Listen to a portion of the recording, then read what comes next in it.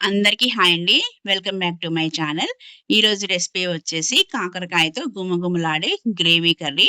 చాలా టేస్టీగా ఉంటుంది. ఎందుకంటే అందరూ కాకరకాయ కారాన్ని ఎక్కువగా లైక్ చేస్తుంటారు. ఎందుకంటే ఈ కాకరకాయ పులుసు ఎంత చేసినా ఒక్కోసారి చేదుగానే తగిలిద్ది. సో, అందరూ లైక్ చేయరు. కానీ నేను చెప్పిన విధంగా చేస్తే పిల్లలైనా, పెద్దలైనా చాలా ఇష్టంగా తింటారు. చాలా నోరూరుతూ చాలా చాలా టేస్టీగా ఉంటుంది. సో, యమ్మీగా ఉండే ఈ కాకరకాయ గ్రేవీని ఎలా చేయాలో ఇంగ్రీడియెంట్స్ ఏంటో చూసేద్దాం.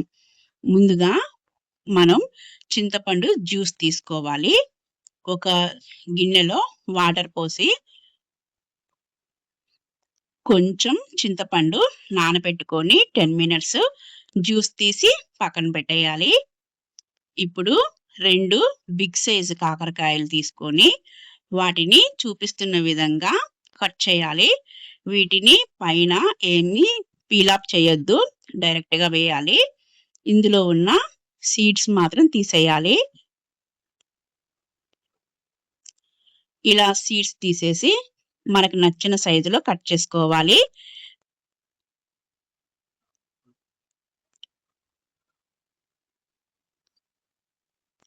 నెక్స్ట్ ఒక పాన్ పెట్టుకొని 1 టేబుల్ స్పూన్ ఆయిల్ వేసి ఇలా సన్నగా కట్ చేసుకున్న కాకరకాయ ముక్కల్ని వేసేయాలి. వీటినేమి మజ్జిగలో బాయిల్ చేయాల్సిన అవసరం లేదు. నేను చెప్పిన విధంగా చేస్తే వీటికి అస్సలు చేదు ఉండదు. ఇవన్నీ వేసి ఈ ముక్కలకి సరిపడా సాల్ట్ వేసుకోవాలి. అలాగే 1 పించ్ పసుపు వేసి కలుపుకోవాలి. 1 మినిట్ కలపాలి. నెక్స్ట్ ఇందులోకి చేదు పోవడానికి కాస్త చింతపండు జ్యూస్ వేయాలి.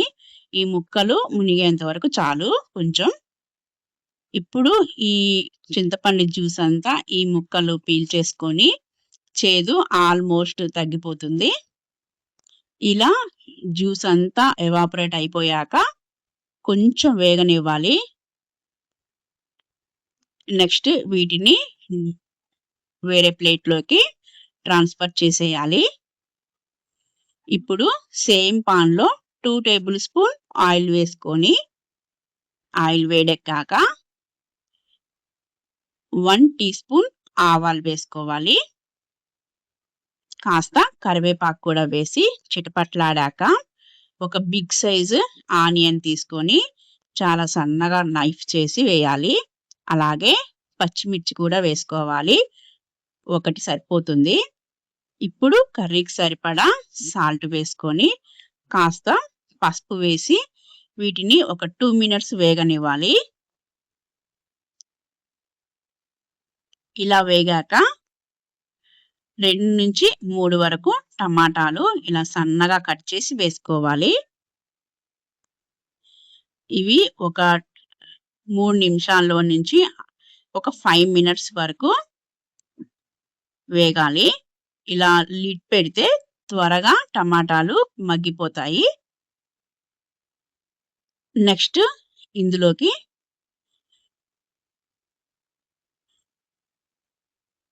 1 టీ స్పూన్ కారం వేసుకోవాలి. అలాగే కాస్త చింతపండు జ్యూస్ కూడా వేయాలి. ఈ టమాటాలకి ఈ చింతపండు జ్యూస్ కూడా అబ్జర్వ్ అయ్యి చాలా టేస్టీగా వస్తుంది కర్రీ. ఇప్పుడు కాస్త ఆయిల్ తేలేంత వరకు కలపాలి. నెక్స్ట్ కాకరకాయ ముక్కలు వేసేసి ఒకసారి సాల్ట్ చెక్ చేసుకొని మనకి చేదు ఇంకా పోవాలి అస్సలు ఉండొద్దు అనుకుంటే ఇందులోకి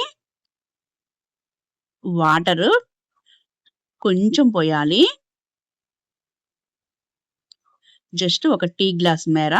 అలాగే టేస్ట్ మొత్తం ఎన్హాన్స్ అవ్వడానికి, బ్యాలెన్స్ అవ్వడానికి కాస్త బెల్లం వేసుకొని కలిపి 10 మినిట్స్ లో ఫ్లేమ్‌లో కుక్ అవ్వాలి. అంతేనండి. గుమగుమలాడే కాకరకాయ గ్రేవీ కర్రీ రెడీ అయిపోతుంది. చాలా టేస్టీగా, ఈజీగా చేసుకోవచ్చు.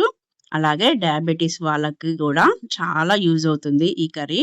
చాలా చాలా టేస్టీగా ఉంటుంది. నా వీడియో మీకు నచ్చినట్లయితే please like, share and subscribe. Thank you for watching. మరిన్ని వీడియోస్‌తో మళ్ళీ కలుద్దాం.